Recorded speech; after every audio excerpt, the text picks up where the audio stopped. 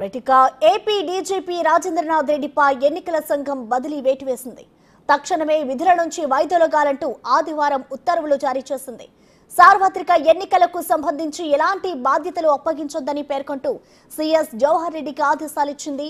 కొత్త డీజీపీ ఎంపిక కోసం ఇవాళ 11 గంటలలోపు 3 సీనియర్ ఐపీఎస్ అధికారులతో పేర్లు పంపించాలంటూ ఈసీ ఉత్తర్వుల్లో పేర్కొంది.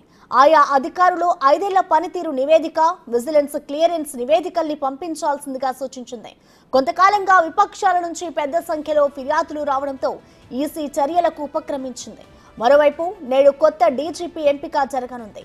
3 పేర్లు రాష్ట్ర ప్రభుత్వం పంపనుంది. వారిలో ద్వారకా తిరుమలరావు, మాదిరెడ్డి ప్రతాప్, హరీష్ కుమార్ గుప్తా పేర్లు ఉన్నట్లు సమాచారం. సీనియారిటీలో వీరు 3 సీనియర్ అధికారులు పేర్లు ఉండగా ఒకరిని ఈసీ ఎంపిక చేయనుంది.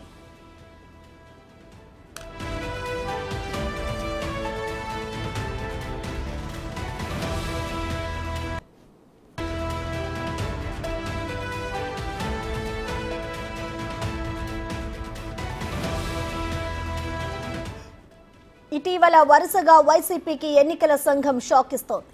ఇప్పటికే పలువురు ఐఏఎస్, ఐపీఎస్లపై వేటు వేసింది. తాజాగా డీసీపీపై కూడా వేటు పడడంతో అధికార పార్టీ డిఫెన్స్ లో పడింది. రాజేంద్రనాథ్ రెడ్డి 3 ఏళ్లుగా అధికార పార్టీకి అనుకూలంగా వ్యవహరిస్తున్నారని ఆరోపణలు ఉన్నాయి. ఎన్నికల కోడ్ వచ్చిన తర్వాత కూడా ప్రతిపక్ష పార్టీలపై తప్పుడు కేసులు పెట్టారంటూ టీడీపీ పలుమార్లు ఫిర్యాదు చేసింది. అధికార పార్టీకి అనుకూలంగా ఉంటూ పోటీ చేస్తున్న ప్రతిపక్ష అభ్యర్థులను ఇబ్బందులు పెట్టారంటూ ఆయనపై ఆరోపణలు ఉన్నాయి. వైసీపీ ప్రభుత్వం వచ్చాక టీడీపీ అధినేత చంద్రబాబు సహా టీడీపీ నేతలపై పెట్టిన కేసుల వివరాలు ఇవ్వాలని ఎన్నిసార్లు కోరినా డీజీపీ స్పందించలేదు.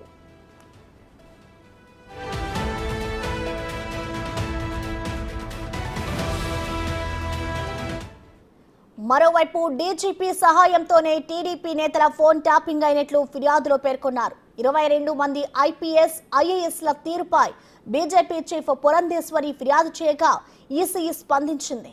గతంలో ఈసీ వేటు వేసిన అధికారులు చాలా మంది ఇంకా ప్రభుత్వ గృహాలు ఖాళీ చేయలేదని తెలుస్తోంది. వైసీపీ మరోసారి అధికారంలోకి వస్తోందని, తిరిగే మీకు అదే పోస్టింగ్ అని డీజీపీ భరోసా ఇచ్చినట్లు సమాచారం.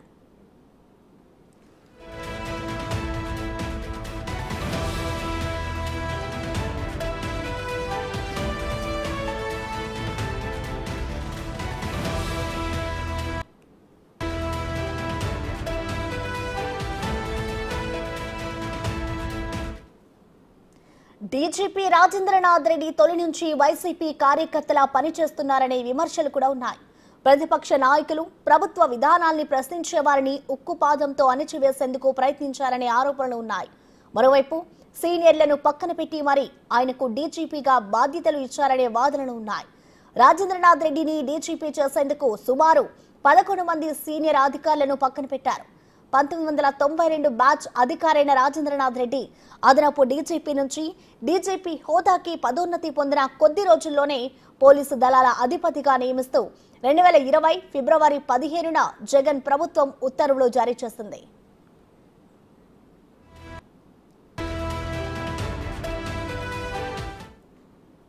దీనికి సంబంధించి మరింత సమాచారం విజయవాడ నుంచి మా ప్రతినిధి శివ లైవ్ లో అందిస్తారు. శివ, చెప్పండి, ఈసీ అయితే డీజీపీ మీద వేటు వేసింది. ఇప్పుడు మరొక డీజీని ఎవరిని నియమిస్తారు అనేది కూడా ఒక ఉత్కంఠ అయితే నెలకొంది.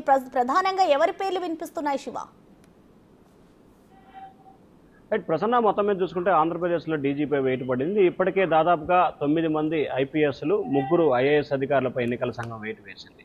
ఇప్పటికే పలు ఆరోపణలు ఎదుర్కొంటున్నారు. ఏదైతే డీజీపీ రాజేంద్రనాథ్ రెడ్డి పూర్తి స్థాయిలో అధికార పార్టీకి అనుకూలంగా వ్యవహరిస్తూ అధికార పార్టీ కార్యకర్తలాగా వ్యవహరిస్తున్న పరిస్థితి కనిపిస్తామని చెప్పి అనేక సందర్భాల్లో కూడా టీడీపీ, బీజేపీ, జనసేన ఫిర్యాదు చేసింది.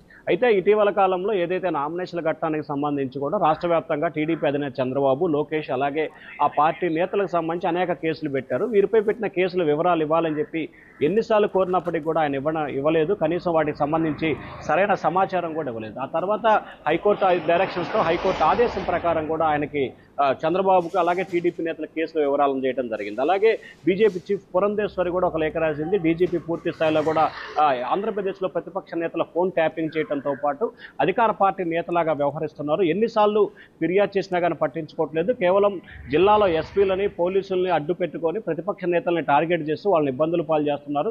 ఎవరైతే ఎన్నికల ప్రచారం అభ్యర్థులకి లేనిపోయిన ఆంక్షలు పెడుతున్నారు, అధికార పార్టీకి అడిగి అడగకముందే పర్మిషన్లు ఇస్తున్నారు, ప్రతిపక్ష పార్టీలకు మాత్రం ఎక్కడ కూడా పర్మిషన్ లేకుండా ప్రతి దాంట్లో కూడా ఇబ్బందులు పాలు చేస్తున్నారని చెప్పి అన్ని పార్టీలు ఫిర్యాదు చేశాయి. ఈ ఫిర్యాదు నేపథ్యంలో కూడా ఆయనపై వేటు పడినట్లు కూడా తెలుస్తోంది. వాస్తవానికి గత 10 రోజుల కాలంగా కూడా డీజీపీ వేటు పడుతుందని చెప్పి కూడా విస్తృతంగా ప్రచారం జరిగింది. కానీ చివరి వారం రోజుల ముందు డీజీపీపై వేటు పడటం వైసీపీకి కోలుకున్న దెబ్బగా కూడా భావించాలి.